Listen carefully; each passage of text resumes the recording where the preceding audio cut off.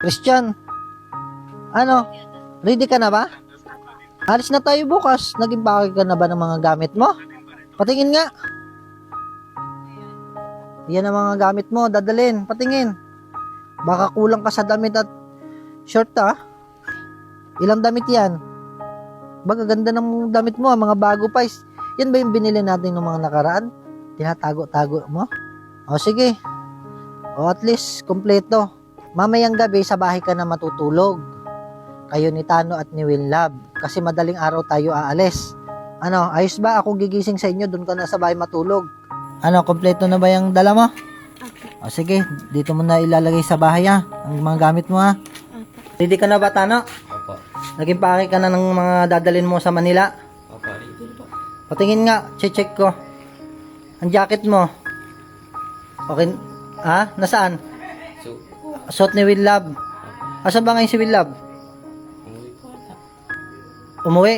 Sa kanila, nagpaalam. Pabalik na rin yun, no? Opo. Ay, sige. Madaling araw tayo aalis dito sa village. Mamaya, doon ka natutulog sa bahay. Kayo ni Winlab, ni Christian, Opo. May pantalon ka naman. Ito po. Ay, okay na. Ilan ang damit mo? Sinturon, okay na? Meron po akong sinta. Okay na, sige. Punta ka na lang sa bahay, Idala mo na mga gamit mo, Kamusta na, Winlab? Masaman po. Nasaan yung mga damit mo? Naka-ready na po. Ready na, patingin. Excited ka na ba? Opo, excited na nga po ako pero natatakot po ako sumakay ng barko. Bakit? Kasi po di ba po ako nakakasakay ng barko. Hindi ka pa nakakasakay ng barko. Patingin ang damit mo. Araya. Ipa-plastic mo. Ilabas mo yung sapatos. Ipa-plastic natin yan. Huwag isama sa mga damit. Opo. Parang ilan lang yung damit mo. Patingin ang short mo. Wala kang short na panggala. Araya po. Pambahay yan. O ito. Ito yung short Ito yung damit. Dagdag para may panggala ikaw Opo. Salamat po.